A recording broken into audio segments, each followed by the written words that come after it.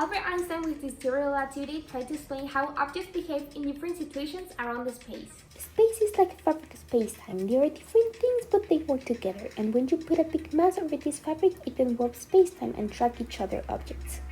Einstein has two theories: the special relativity, which is when an object has a constant velocity, doesn't have gravity, and moves on a straight line, and general relativity, which is when an object can have increase in velocity and has gravity.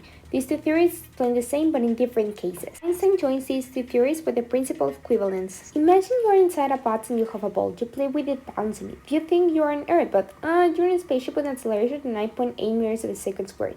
The gravity and acceleration create the same effect on the object.